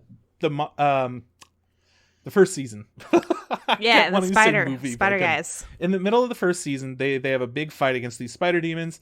You can guess he passes out, becomes super powerful again. But then his powerful spirit like takes him way up into the goddamn sky with this other motherfucker, and they both drop forever. And one of them drops and dies, and then Zenitsu is instead he crashes on top of a fucking wooden house. He just lands on top of it, bonks his head hella hard. And then they proceed to have a whole bunch more stuff go on. Essentially, they found him. He's not dead for some reason, even though he's poisoned and had like special a breathing, concussion. Kris. His special breathing. I know. But if you get a fucking concussion, you don't have time for special breathing. That's your, like, heart and brain. Those are the two, Kate. And when you fuck with one of them that bad, I don't think that you could just be like, yeah, but he kept breathing, so. Yeah. Well, you know. It was written as a part of the show, but it wasn't written well. Even in because the special breathing, they reveal that in the goddamn movie. And I don't think that in this fucking show, this motherfucker who didn't know what it was, they trained together after this about the special breathing. Well, he was doing it before, but he wasn't doing it constantly. So he's doing it while he's dying or whatever. To be fair, hey man, this character poisoned. This character, to me, I'm with you. He is very irritating, and there's a lot of things about it that I dislike immensely. Yeah. But, like, to be fair, that part of the show, they were like, oh, he's dying. And also, he is, like, completely broken. All of his parts. Yeah. So. Oh, yeah. They did. I mean, everyone was broken during that part of the story anyways. Yeah. But I still feel like there's no way that this motherfucker can keep going into situations when he keeps winding up like that. Yes. When he doesn't want any part of it. Exactly. And his motivations in the beginning is like, I don't want to do this. So that's my main problem with this motherfucker is that why you keep doing it? He's so contradictory. Yeah. I'm like, if it were me, my guy, and I have these magic powers, but at the same time, I hate everything about my life. And I can't, like, the only way for my life to have purpose is by me going into these life or death situations again and again and again and again. If I wanted to just die and I kept not dying from this and I hated every second of it, I would just kill myself. Yeah. Just easy. I'm already suffering from the pain of all this anyways. Now I just can't die. That sucks. Yeah. I'm with you. That sucks. So that's my biggest gripe with the definitely show. Definitely the worst take that I have on that character, but still. Yes. That's what I got. So annoying side characters aside, I think that it's a pretty decent shonen that really lacks substantial characters that you could hold on to outside of Tanjiro and his sister Nezuko. Yeah. Who have a familial bond. But Nezuko fucking doesn't have good writing. Well, she's asleep most of the time. She doesn't. Yeah. She gets out for the action and like is his which is fine. Of like motivation, which is totally fine. Totally okay. But I totally like. I get what you mean. There aren't many characters that you can be like, oh, this is my favorite character, and I really like am emotionally attached to this character because of like these reasons, and they're not as well rounded, I think, as other like anime characters. Like if you compare it to like My Hero or even Fairy Tail, like I watched a ton of Fairy Tail. So each of the characters, they have like personality traits. Like we were talking about this a little bit with like they have flaws. They feel more like actual people than just like this person's really nice. This person's really strong. So it makes it hard to like care a lot about a character when you only have like one facet of a personality trait. But that's essentially the problem with the character writing. I think that people that find these characters and they go, that's the one that I like, are going, I like their character design and I'm going to like them regardless. Yeah, and I'm going to project. Their character design for all of the characters, the demons, the like higher up Hashiras or whatever they're called, they're like his friends, his family, they're all fucking cool. Everyone looks so really cool and different, and it's really nice. What good design. Yeah. Honestly, you could just glance, and the only characters that look alike are supposed to look alike because it's part of their, like, aesthetic. It's part of their training. Yeah. In order to keep them closer to each other, they wear the same, like, this thing or whatever. And that's as similar as they are. They just kind of have, like, either the same kind of aura or personality or whatever because they were trained similarly. And yeah, that's about it. Like, that's as far as it goes for similar characters. And it's crazy too, because I think what's really stands out to me about this anime in particular is, like, all of their eyes look different.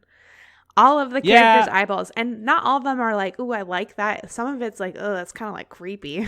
But I was gonna say their eyes don't have a consistent style, but it works. Yeah, it's unique to, like, each character, and you're like, oh, okay, like, and it, like, adds something to it. Like, when later on in the story you meet a girl who, like, doesn't talk at all for, like, almost the entire time, and then at the very end you find out she actually can talk. And then she starts rapping, and she's, like, really good at rapping. It was so fucking cool. Imagine if that happened. That would make her way more interesting. Yeah. You would go, what the fuck is this character? This is neat. But instead, she's just nice. Yeah, well, no, her backstory is all fucked up. And her backstory is. I thought it was interesting with, like, how they did her eyes. Like, she was totally normal. Then something terrible happens, and you can just see her, like, die inside. And then, like, later on, I think anime's figured that shit out. Yeah, it's the lighting. It's good. Some of it's real good, man. Anyway, my whole point is the character design's badass. I like it a lot. The animation in this anime is top notch. It's pretty. I think more than anything, the style stands out, and I don't know what makes this so popular. Our goal for the episode, like I said much earlier on, is to find out why this became, like, the top grossing film of all time in Japan. It just constantly broke all these records.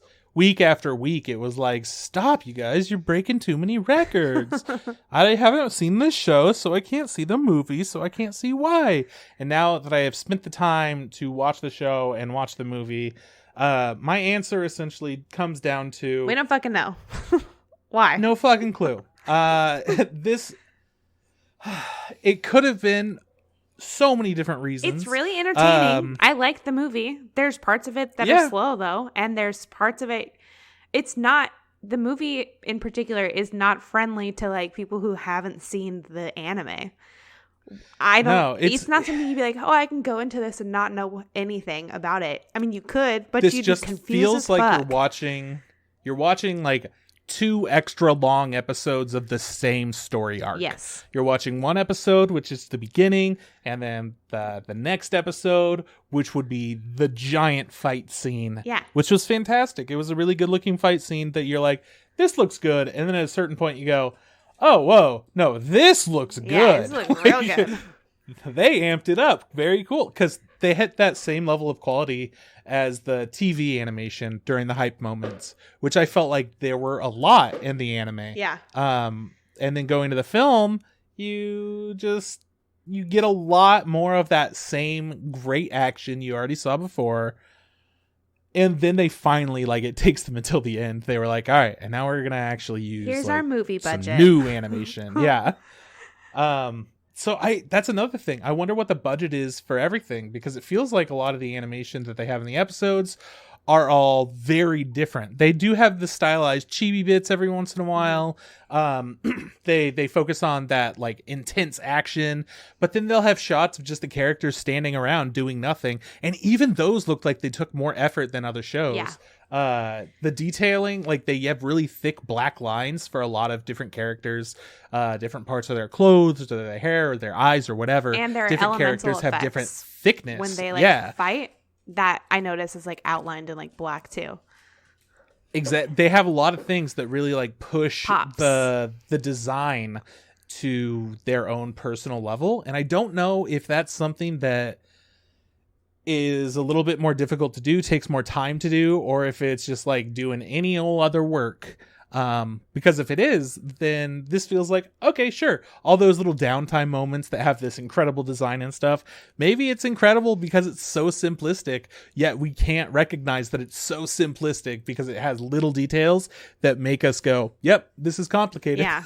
Like, I don't. That's what makes their design so good, though, is that I can't tell if it's simple or complicated. Yeah. That's fucking crazy. I do remember when this, sorry to jump back to the show part, but when he's fighting the spider guy, the like lower like three halfway or whatever. through the show. Yeah, halfway through the show. Well, it's like 4 episodes before the end of the show, but he's... Yeah, I guess. It's almost the end. But that guy. Yeah, so he's fighting the spider guy, Tanjiro is, and he does this like crazy cool move that has never been seen before. Like, you know, he's trained in like water elemental. That was like, Kate, that was like 7 episodes before. No, dude, I just watched it. I did too, last night. I was shocked. I was like, it's this episode? It's really close to the end. Like closer than half. It is. But like it happens, and I remember that the internet like exploded when that happened. Because I was watching it and it was like, totally oh my god, it was so cool. So yeah, the animation scenes, the fight scenes are done really well. I didn't have any complaints. Somebody else did. Yeah, well. Honestly, during that part, I didn't understand why that was so hyped up. I mean, it's cool as shit. I watched it again, like, you know, recently, and I was like, still real cool. Still real cool. I still like it. It looked really good. Yeah. But to me, it just looked like more of everything else that we had already seen, plus 2 minutes. Like, that was the distinction for me. Like, it was cool story element parts of it, but because I don't give a fuck about the characters of the story at all at that point, I'm just like... I was still pretty into it, and I was still into, like, the character, and I still was like, oh my god, this was awesome. This was so cool. Why does he know how to do this? Where did this come from? And I have questions still. They haven't answered that. Yeah. So, you know... Good times, man. It was. Should we get into spoiler? So as far as let's just go. We're going to tell you the plot of everything in general. Even though we talked about Shiloh, in general, this show is just like one dude's family gets killed by demons. For some reason, his sister isn't turned into the same kind of demon as every other demon that exists. Yeah. And she is instead able to resist. Killing humans. Yeah, so I think there's something like unique. Having gone back to rewatch it, I think there's something unique about his family and his bloodline in general. That's much more what's going on. Yes. At first, it feels like it's random. There's something going on with the guy that happened to turn her into a demon. Yeah. And then by the end of the first season, you realize, oh no, the family's probably got some shit going on, but we don't know what it is. We'll find out later. Yes, hopefully. Everybody that he talks to, he's like, hey, I had this memory of my dad doing this thing and then I got superpowers. Do you know what that fucking thing might be since you guys are the superpower people? Nah, never heard of it. Hey, flame guy, I got these crazy flame powers from my dad, who's the only other guy that knows any flame things. Hey, do you know anything about that? Never heard of it. Well, like, oh, okay, cool. In rewatching this, I picked up like very subtle. So Butterfly Girl's talking to the leader of like their demon slayer. Oh, whatever. Yeah, no, they could for sure already tell based off of prophecies. And they know something about like his dad and his family. And they just decided to not tell him. Because he probably has to figure out on his own or some shit like that. Some fucking anime bullshit. Yeah, one of my least favorite things in anime that anime does all the fucking time is, there's an ancient thing with your family. Anyways, I'm not gonna tell you. And, like somebody dies that knows the answer, and anime bullshit again and again and again. Mm-hmm. But yeah, the show overall just is about this kid and his sister, and they survive the demon attack, and then all he wants to do is get revenge for his family dying. And he wants to because he loves them so damn much. He wants to turn his sister back to human. Yes. Which might not be possible. Probably not possible is the consensus of everybody, but that's not going to stop our main anime protagonist.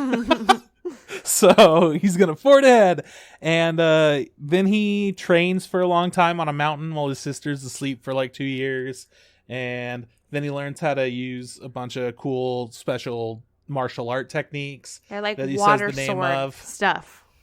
Yeah, because water can cut through rocks, and that's fucking crazy. And water can cut through a lot more than rocks too. Wow. So he learns that, and then he goes on this little training mission to become a demon slayer, where he has to go and like kill a demon and survive on a mountain. Take a test. He does it with some other folk. It's not just like a solo thing. Not everyone lives. In fact, most people die. I think there's only like 4 of them that they live. Yeah. Yeah. Something like that. I think, wasn't one of them the butterfly girl and then his 2 friends? His 2 friends, silent butterfly girl, and the grumpy guy that you see later. Yeah. So you just had a small crew at the end of the mountain story arc thing. And then they all become demon slayers, and as we find out, demon slayers have these crows that get to talk to them or birds and tell them about or just birds, but most of them have crows, except for the character that I don't fucking like. Same, apparently. So these crows are obnoxious as fuck. They come in cawing, screaming, say some dumb shit about where the next mission is, where demons have been killing people, and they fly off, and our character has to go figure out where that is and then take care of the demons that they have been assigned. Yeah, so that's the point where I stopped being as interested in the show. I was like, oh, what was that crow stuff? I don't know about that, but okay. And then I didn't like the demon that they showed us. I was like, oh, that guy? And everyone just says he's Michael Jackson. Oh, he's the main bad guy, Mutesing or whatever he looks like Michael Jackson. But his whole deal is that he can shapeshift and change his aura to be like completely different. But Tanjiro has like super smell, and he can pick him out of anywhere.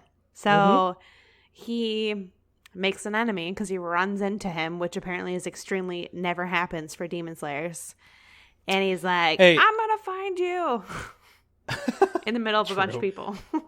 Yeah, in the middle of a market, which is the first time that we could see electricity, I think. Yeah, so it's less, like, I thought the whole world was not, like, developed, and then they show... Just rural as shit, and then we get to this town, feudal and era it's Michael shit. Jackson and the electric lights, and like, what the fuck is happening? Yeah. So, very quickly, this show became, I'm into it, well, hang on. Let's see what this show does. We're not going to give up on it quite yet. And then I gave up on it right after that story arc. I was like, well, we're 12 episodes in. I have seen more than enough. And then I stopped. I continued to watch. I watched all of it. And then I rewatched it. And then I was like, give me the movie right now. And then it finally came out. And I saw it this year. A year after it had broke all the records. Yep, because it took us a long time before we were able to see it in the U.S. safely. Yeah. I think it came to theaters and we couldn't see it, and then it finally came to it came to theaters in the middle of COVID, and Sacramento was like, lock the fuck down. And also, I'm not trying to get COVID, so I'm not going to the movie theater. I haven't been there since 2019. So and wild. I'm fully vaccinated, so still. Hell yeah, dog. Yeah, so then we get to this story arc where there's some shit going on in this town district, and there are a couple of demons there. They have some cool powers, except their cool powers look lame as fuck, in my opinion. And I have the biggest problems ever with this whole fight. So I don't want to get super into why I hate it, other than a character throws these children's play balls. And these specific kinds of balls are very, very dense and powerful, like rip for this your person. Limbs off sort of thing. Yeah, and they could just control them and make them do whatever the fuck they want them to do. But in order to show where the balls are going to go, I don't know why this is necessary.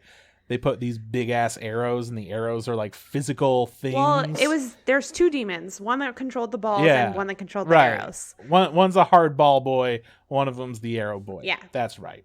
The arrow boy didn't need to exist, the ball boy didn't need to exist. I don't know if they're dudes or chicks. One's a girl, one's a boy. Dudes. They're both dudes in my eyes, because everyone's a dude when you need to be. And yeah, I don't know, man. They just they made that fight look so cool at certain parts. But then as soon as you see an arrow pop up, I go, this is lazy. This is dumb. Like, they could have done something else that showed that there was a very clear path, a very clear force or something. Wind. But instead, yeah, something like that. They could have even shown, like, some crazy fucking arm shoot out of the ball, and I would have been like, it's going that way. Cool. Whatever. But instead they used a giant arrow, and it just felt so lazy. Yeah, it's really bright ass arrow. It's really like because the characters in the anime can't see it, but it's put there for the audience, which took me a while to realize that the other characters couldn't see the arrows, and it was just for us. And I totally agree with you in that is kind of lame. Fuck. Absolutely the worst fight in most shonen I've ever seen. I'm like, they should have done his like. So lame. You made a good point. They should have just done his like smelly trail or whatever. You know, yeah, he's got super they could have just been like, oh, it's kind of a different color over here now. Yeah. Whatever, like something. I don't know if they're gonna make this motherfucker super powerful that he could deal with this thing. Then just find a way to make it work in that. I don't know. It just felt so lazy and so dumb. So I did not like that fight. And that was giving it, like, we already had the bird demerits. We already had the new location demerits. We had Michael Jackson demerits. We had lame ass animation during this fight demerits, while the rest of the animation looked great. It was just the arrows that shouldn't have been there. Is this when you quit originally after this fight? No. Or did you quit before? I kept watching. Okay. I'm not a fucking quitter, Kate. I keep going. And then I quit. We got to the next story arc, which was rad as hell to me, but it also involved characters that I was excited to finally see. And that made me more stoked. I was like, oh, it's the guy with the boar head, and it's the guy with the electric powers from the intro. Oh, this is going to be cool. I'm so excited to, like, hang out with them. Oh, they're the worst. No, I was wrong. And also, this whole story arc could have been one of the most rad to me. There's a dude with bongos inside of him, and he hits the bongos, and the house that he's in, all the rooms shuffle and change, like, orientation, and everything with it is fucking wacko. It's so cool. How would you face somebody like that could just be like, boom, you're on the other side of the house. I hit a bongo, you're gone. So that was a cool thing. I don't know. During that story, I finished that whole story arc, and as soon as they beat the demon, they got out of the house, and then I was like, I don't think I'm going to watch this show anymore. Yeah. I mean, I really enjoy their fights are always like pretty creative. And it's not more of like a straightforward, oh, we're going to have a sword fight with magic powers. It's like the demons have some crazy power that they have to kind of figure out like what can they do and how can they counter it with using like their brain and like also their skills. Well, but I would like to argue that that's how the show started. It is. But and then they stopped doing that. I don't know. I think they did a pretty good job continuing, but I don't know. The arrow thing was pretty lazy. But I still, so like you meet those characters who you think are going to be super cool based on the intro. And then one of them whines the whole time and cries. Not only literally screaming, a blubbering mess. Whining, crying. Just most the obnoxious. Worst character. And the other one is the biggest meathead who also has an intense yelling voice. Yeah, he screams all the time, and he too. just wants to murder and kill. And I'm like, yo, y'all are fucking with the vibes way too much. I can't deal with it. And I stopped. But going back into it, right after that, they go, hey, there's some shit going on over here. You guys go check it out. So then now we have our crew. We have all 3 demon slayers and a demon. Heading into a demon forest to go and save a bunch of people that all got killed. Or are missing, rather. And honestly, everything in this was way the fuck better than where I stopped liking the show. Yeah. They had this period of, hey, shit's gonna suck for like 6 episodes. Get through that and then it'll be okay again. I didn't realize I was at the end of that, so I stopped. If I had watched 1-2 more episodes, I would have kept watching this show. Yeah. I would have kept on going. It would have been fine. But man, they wore me thin, brother. And I just really wanted to drive the point home that I I wish I could have been into this, but they just really fought me at every turn. They kept putting more and more stuff I don't like. And I have complaints about as the show goes on, but not nearly as much that I just said. Yeah, it gets... So you meet these characters who, personally, and you feel the same way, we dislike because they're extremely grating and irritating to like listen to. So intense. You get a bit of a backstory for both of them, and it makes you feel slightly differently towards them, but... Like a tiny bit. A tiny bit. Not enough. Well... Actually, sorry, not at all for me for Zenitsu. I was just like, bro, kill yourself. Yeah. Like, but Boar Guy... After I learned. Boar Guy, he changes a bit. And by the movie, I'm like, I'm cool with Boar Guy. I still hate Zenitsu. Yeah, see, the problem is that they're too similar in different ways. Yes. They're both obnoxious on purpose and loud on purpose, but one of them is like, I'm loud on purpose because I'm learning and I want to help and I want to kill these things. And the other one is... I want to fuck your sister. I'm sad. I don't want to fight. This sucks. And that one is way less tolerable. Yeah. But his powers are real cool when he goes to sleep. So it's kind of like, I wish hopefully he'll have some fucking character growth where he becomes less like unbearable. I don't know. But I don't like that shit. I don't like whenever they do that. Whenever they're like, yeah, this character's a Nazi, but you see now they also are using their powers for good instead of just being a Nazi. They're still a Nazi, but they're also using their powers for good. So I don't know. We'll see. It's like that. It's like that to where it's like something that I fucking hate with something that's pretty cool. And I think everyone could kind of get behind. Yeah. That's Zenitsu. His personality is the most grating thing since anime has existed. Yeah, it's pretty bad. And that's also very dramatic. Anyways, they fight these spider people. We get some cool ass new magics. Yes. Everyone's favorite scene. Everyone thinks they're gonna die. They all get separated. They're all fighting separate, and so. Oh yeah, they're all dying. They're all fucking dying, and they pull through because it's anime. But the main character, who and now I'm blanking on their name because pregnancy. Tanjiro ends up fighting like the hardest demon because. And he's gonna die. His sword breaks, which is real bad. And then I think like all of their swords broke. Yeah, his sister. No, it's just the two of them. The Beast Boy and it wasn't Zenitsu as well. Okay. Yeah. So he's fighting. His sister pops out of the box. Is this the first time she's fought before in the past? But this was the first time she did her blood magic. This is the first time that she activated like her super mode. Yeah.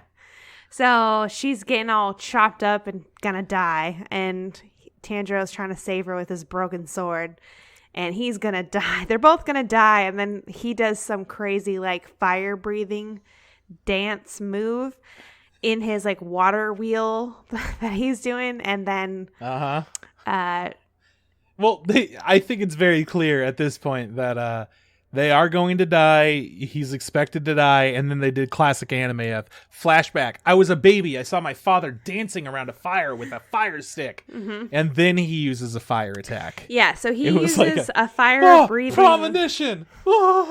Some fire breathing thing that he just like pulls out of fucking nowhere. And then the animation of that scene makes you feel like, fuck yeah, this is so cool. At least for me. We were like super stoked on it. And then his sister uses her blood magic and like explodes like whatever, the spider webs, which was pretty cool, animated as well. And you're like, oh, she has special powers. And then the next episode you find out, oh, guess what? He didn't actually kill that demon. He's going to die still. Yeah, whatever. I think that at this point, I don't remember if it was the same episode. I don't remember if it was the one before. I'm going to pretend like it was the one before to make it seem less fucking stupid to me. But we finally get to see a demon use blood magic. We knew that demon had these like special like moves and stuff. But then the demon that we've been fighting the whole time, he has these spider webs that are... I think it was the episode before. Okay, I hope it was the episode before. Yeah. But yeah, he has these spider webs and they just slice people up. and he's using that to slice people up. Well, it turns out that they could break, but it takes a lot of force, and Tanjiro did pretty good and broke some. But then he was like, I haven't even activated any of my super moves. And then blood starts drawing from his fingers onto the webs, and they are reinforced with demon blood magic. And then immediately after that happens, in the next episode, we see Nezuko gets demon blood magic as well. So we don't have to get confused. But one of the things that I don't like that things do is go, look at this. And then just somebody else gets to do it instantly without any training or anything like that. Like, I get it. You can't really train demon blood magic because everyone's got different demon blood magic. We know how it goes. But it felt a little bit too convenient, which is one of the things that cheapened it for me. Yeah. That being said, it's still a fucking sick fight. Yeah. Like, I won't ever talk down about the animation in this show aside from that arrow thing. Everything in this show is fantastic as far as the animation and character design goes. The fights are super rad, really intense. Even the ball fight was fun as hell. Yeah. Just get rid of those arrows and I would be 100% in it. So we have a really cool fight. Again, it just comes down to they conveniently get this magic stuff because of story anime bullshit. Yeah. It feels cheap to me. It doesn't feel as earned. It feels like when a character is working on something, when they're like really trying to fucking bust it out and they can't, but then they finally do in that clutch moment. It's like, that's predictable too. But that feels more earned. Like, yeah, you just really had to get to the edge there and you already practiced so much. Of course, this is when you would be able to do it. Versus, yeah, I mean, like, he's more magic now. He's got more power because he really didn't want to die then. I mean, I guess he remembered family, friendship. He does practice a lot, and he does like have skills, but like the fire thing did really come out of nowhere because like they never mentioned it before. Thanks to a family memory. Yeah, but I mean, if you just take it for what it is, it's still fun. You have a good time. That's what I did. Yeah. And then the guy that you meet in the first episode that basically tells him he should become a demon slayer, like shows up and saves him because he's badass. And then like, he's like, he doesn't really say much, but he basically chops that demon's head off like real easy. And Tanjiro's over here struggling. And he's like, bye. Yeah. And then I think like the show picks up, the next episode with like them all in, they all get wrapped up. They're all gonna get healed. Pretty much dead. Yeah. And they get taken to they have a training montage for a while. They have a little training arc. They get trained by all these other demon slayers that are much more powerful than them and much more aware of things that are going on than these motherfuckers. Which I don't understand why this wasn't the first place that they went after they became demon slayers. How come they keep all the info? Wouldn't it be useful so confused to know? I feel like that's such a dick thing for this. Anyways, like I said, I have gripes with the story and characters, but the animation and shit, like y'all working so hard on this. But yeah, we get a little training arc. They heal, they recover, they learn how to breathe real good, and their real good breathing gives them super good power, like defense. They could heal themselves with it, which they find out in the movie. And just, I don't know, more shit happens, but nothing substantial. Yes. They all get better. They find out that Nezuko and Tanjiro are apparently the only combo of demon and human that have ever existed. So they're like, hey, this is pretty cool. We're not going to kill Nezuko. You guys keep doing your thing. And they also totally knew that Tanjiro and Nezuko had something else going on because they also talk about the history of, there's also just one person who could use fire and water magic in history. And it's probably... They were really, really special. Hey, don't you have those powers? Like, but they don't talk about it, so... Yeah. So, and then, the show ends with them getting sent to the train where the flame guy has gone because a bunch of people are dying on this train. And ta-ta-da-ta-da, the movie happens. Mm-hmm. And the movie is called Demon Slayer Infinity Train or Mugen Train or whatever. Yeah. And both. It's interesting to me because it's a direct pickup. A lot of anime, I've never seen another anime movie that every anime movie I've ever watched with a show before it is non-consequential. Like, you could watch the movie or not watch the movie and keep watching the show. But if you are a fan of the show and you miss this movie, you're going to be like, what the fuck? Like, they're going to get on a train. It picks up directly from the show. The two most distinct anime things that I've seen recently that do that are Rascal Does Not Dream of Bunny Girl Senpai. I think that movie was pretty influential on the plot of that show. Yes, but like all the characters, you could technically watch the show, and if there's more of the show, they could just never mention it. There's like emotional impact for sure, but like their consequences are not the same without spoiling anything. Or trying. I suppose you could say so. Well, then the other one that I had as an example is the Shirobako movie, which takes place directly after the events of the first movie with a 5-year gap. Gotcha. That makes sense. So it's like, hey, it's been 5 years since the show ended. Why don't you see what they're up to now? And but yeah, this definitely has some things in the movie where it's like, yeah, we're killing off characters and we're like learning stuff that characters like are getting powers. Important plot points. Yeah, some like real big stuff. Yeah.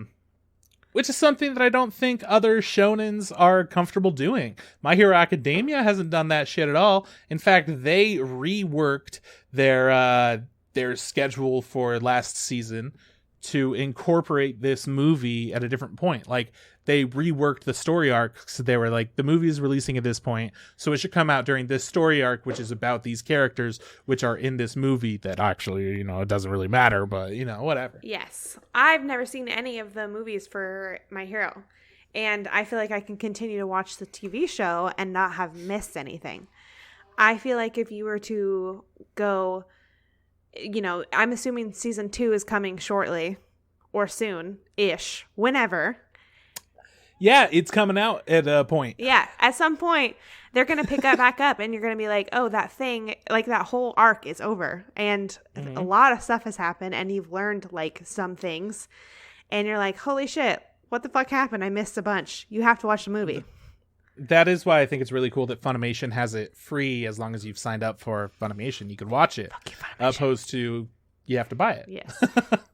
I hate Funimation has had a lot of really good shows on it. They do a lot of really good things. They just don't have a good player, which sucks. But yeah, what are you gonna do? You just got to keep on doing.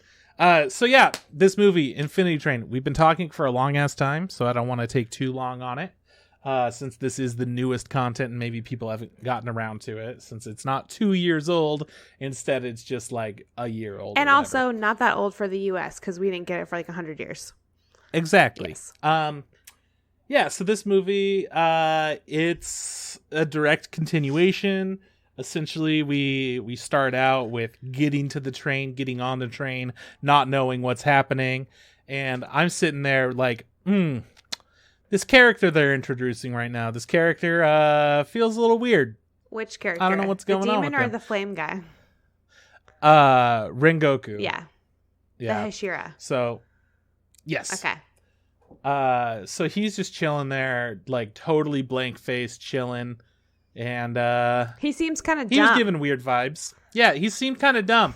And as a character for the impact of the film, he had his moments, but man, I didn't care about him. I was like, yeah, this guy's gonna be strong, but I don't have any interest in him at all. By the end of it, I didn't care about him. I cared a little, but not a lot.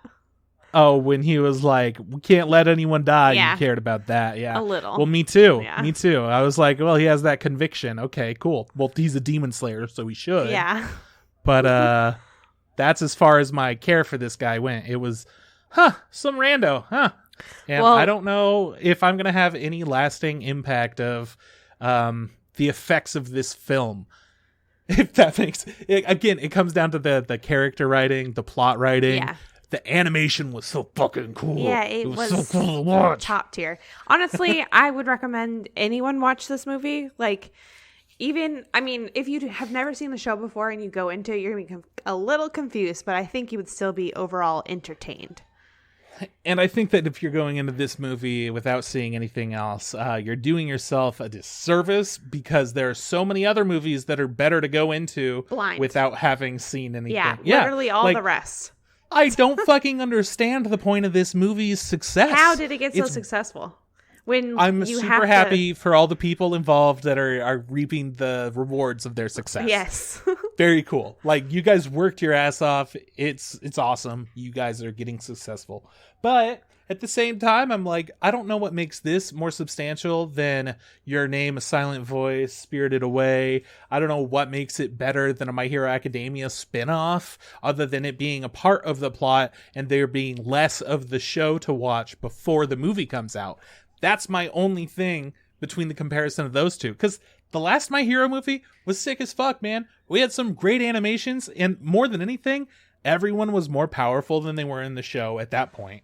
And they all got to do cool new combinations of their groups that got to do cool attacks that worked off of each other. All these different things that I loved seeing. I was so enthralled of like, oh man, they're able to do that now. Oh, and that person could do that because of that new attack that this person did. It had a really good teamwork aspect of it, which again, for me, teamwork is one of the coolest things to see when it works well. I don't feel like Demon Slayer has had any teamwork so far outside of Tanjiro and Nezuko. And the teamwork is more so just like... Well, him and the Beast guy did a little bit of teamwork, but... They did. It was for one scene, and then they went, we'll never do that again. Yeah. It happens very briefly, and then they're immediately separated and be like, goodbye, deal with it. Don't die till I come back. Yeah, just like, bro, launch off my back and they'll go kill that thing. And then the Beast guy's like, oh, wow, what a good idea. We're just going to go and... Yeah, and Inosuke held on to that idea of, oh, man, he clearly can like think well. He's planning ahead. He's a smart guy. I need to be more like him. He's incorporating teamwork. And then while he's fighting his demon, he realizes, this isn't me. I shouldn't be fucking thinking like him. I'm a monster. I need to be a monster. So he quickly gets rid of any kind of teamwork outside of both attack the same thing. Yes. But honestly, in this movie, there is the like finale fight scene. Maybe not the finale, but like the ramp up finale between like the three. And I got excited for a second. Yeah, and Inosuke or whatever Beast guy, he figures it out faster than freaking Tanjiro, and he's like, "Stop doing that, you freaking dummy! Like, what are you doing?" And I'm not gonna say much because I don't want to spoil it, because like you said, it's new-ish, but they have some. He makes his character is more redeemable to me than Lightning Guy. Oh, without it, like, dude, he's so much better in like every single way. Yeah. He sucks just as much as well, but he has these qualities that make him good, so they balance each other a little bit more. Yes. And honestly, his design is fucking sick. I love the idea that he chips his own swords because he likes the look of it and likes the feel of them. That part made me laugh because the sword guys are like, "You're a monster!" And he's like, "These are mine!" So let me destroy this a little bit. I enjoyed him as a character a lot more than Zenitsu as the show kept going. In the movie, I feel like he shines even more, and thank goodness so much of the movie is revolved around characters not doing anything. Yeah, they're asleep. Good. Because we got less Zenitsu than anyone else. But it was fine. I don't get it. I tried to go into it like, we're going to figure this out. Demon Slayer, just the fucking show, is ranked so highly. It's so insanely popular. And then they made the movie and it like broke all these other records. It's just a Japan thing, I think. I think as far as everything goes, Japan is inflating these numbers because it's doing something for them that I don't understand. Like I said, maybe if this was in the Wild West, I'd be having a better time. Maybe if Will Smith was in here, we might be talking. But instead, it's just some really fucking rad shit that I want to know more about that I don't innately know because I haven't like grown up around Japanese history. I don't know everything from books and learning. I know everything from anime and video games. So yeah. True. At least about some Japanese things that I haven't heard in other contexts. just knowing it from anime and whatnot. Just, I don't know. There's got to be more to it. I thought I would be able to give an answer to why this is so popular, We don't have but an I think answer. it just comes down to People just like it. luck. Yeah. It's people Circumstance. liking it. It's beautiful. Very it did what it's doing. It's basically it's cool. Yeah. Well, we are almost the full length of the movie for our podcast episode here. I'm shocked right now. I'm not going to spoil what happens in the movie, but it's I will just say one thing really quickly that I texted you about because I was like, what the fuck? So I guess if you're really trying to avoid any movie spoilers, haven't been able to watch it yet, here's the best time for that. And it would be the motherfucker turned himself into a goddamn train, and that's okay. People are okay. Like, demons haven't been able to transform into shit. Like, oh yeah, that one guy can turn into other people. Change his appearance. This motherfucker can turn into a train. An inanimate assimilated object. with a goddamn train. It's again, still like it's cool because I got to see some cool shit. The animation is really cool. It's unique. It's unique. You can say that, but it's fucking weird. And what are the rules? Seems like there are none now. You can just be a couch. Like, what is this, Harry Potter? And then as soon as that shit happened, I was like, well, there's got to be a reason for it. The demon didn't even get to do anything cool after that. Like, everything after that was just like, oh, yeah, these other people on the train are going to keep trying to kill our main characters as the main characters are saving everyone. And honestly, they're a bigger problem than the demon at this point. So, yeah. I don't know, man. And then they fucking defeat the demon train, and it's like, yeah, that wasn't the big fight. Yeah, the big fight. God. Here we go. Here's a real big fight. Thank God. No spoilers, but so relieved. No, that was a good fight. It was just, why did he turn into a goddamn train? As soon as it happened, I was like, this is just the most Rick and Morty bullshit I've ever seen. I couldn't help but imagine how everyone else reacted to that. Like, when this was going on, some characters were awake and some were asleep. And then when everyone was like getting to it, I think he had already assimilated with the train. And how do you explain that? Like, oh yeah, the demon is a train now. Like, is everyone just like, of course. Oh, sure. Sure, okay. One of the dudes was asleep the whole time, just attacking it with his lightning magic. And the other dude was the most powerful being of all time, apparently. And he's able to just destroy any demon stuff that was coming towards any innocent civilians. So what was the point of all these other people here? Like, what was the point of getting all the other demon slayers if this guy can just handle it? I mean, it's fine. Yeah. The only reason he was able to do anything was because of Nezuko. Still real cool. Anyways, nothing to bitch about with this movie other than that stupid train part, because the movie was fantastic. It was just par for the course. I got zero complaints from the movie. I'm happy that I'm reinvigorated to watch the new season that comes out. I'm excited. We'll watch it together. Well, we won't watch it together, but we'll watch it simultaneously. We'll text each other. Yeah. Because I'll be having a new baby, but I'll watch it when I can. Yes, you can. Yes, you will. So I guess that's all that I have to say about this show is I don't quite understand it. It's a but good I'm time, having though, an okay man. time. I had a good time. I had a better time than Kris because I am less invested, I'm less picky. I don't know what the word is. I just enjoy the dumber you just things. like it more. Yeah, I like the fights. That's all it needs to be. I'm very nitpicky with a lot of shit, but that doesn't really mean much. No, you can do whatever that just you want. means that if I'm watching 6 anime at once, sometimes the show that makes me irritated is going to take watch a backseat. it. Yeah.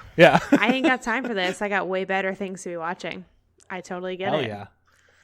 Well, thank you guys so much for listening. Kate, thank you for coming on and helping me while Juan's having an amazing time in Hawaii. We didn't even say why he's gone this episode.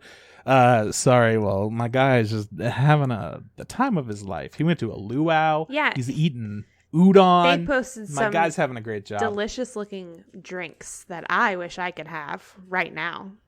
But, I can't. I'm a little jelly. I want an umbrella in my drink. So Juan's doing great. He'll be back in a while. He'll actually be back next week, but he's not going to be on the podcast, just due to certain rules he's implemented for himself of not spending his entire vacation watching anime. Which is a little bit fucked up, right, guys? Right? Is it just me? All right. But yeah, thank you so much for helping me out while Juan's gone, Hell dude. Yeah, man. I'll come on anytime. Although things are about to get a little more complicated for us. Yeah. I don't think I'll be able to sit down for a couple hours to film unless Abe is gonna. I was gonna say Abe's not off the fucking hook. No. What the hell are you talking about? He's been excellent. Speaking of Abe's excellency, since Juan's not going to be back next week due to his special rules of enjoying his vacation, Abe's going to be on, and we're going to talk about Star Wars Visions instead of Rurouni Kenshin. But if you do have any questions about Rurouni Kenshin and his opinions, send them in this week. Be like, bro, what'd you think about this specific thing? And I'm sure he would love to go in on that. Yes. But I'm not anticipating any of that.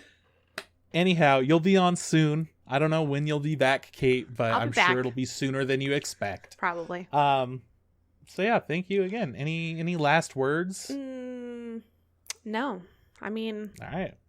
No. Everybody just, have a chill vibe time, watch a fun movie. Do something for yourself. All right, stop talking. Now you're done. Yeah. Go eat some your last lasagna. Words. You happy with those last words? Yes. Bitch. All right, cool. Thank you guys again for listening. If you liked our theme song, Tom Nasser's the guy that did it. He's one of my best boys. You could find him, Not Mars, on Spotify. If you guys want to find us on Facebook, look up the Instagram Podcast. Same thing goes for Instagram. Look up the Instagram Podcast. If you want to send us an email, instagrampodcast@gmail.com. And then whenever it's Juan and I, we like to stream it up. I think we'll still stream with Abe next week, though, you were saying, Kate. Yeah, if our camera works, though, Yeah, if it's real shitty, then no. Yeah, well, we'll find out what happens. Yeah. But Abe might join us next week. So that's twitch.tv/Crispather. Usually around like 8:30 to 9-ish p.m. West Coast time. If you wanted to catch us doing the podcast, asking questions live. We'll see you guys next week. This is goodbye from Kris. This is goodbye from Kate. Kate, don't forget. Just add hot water. Hell yeah.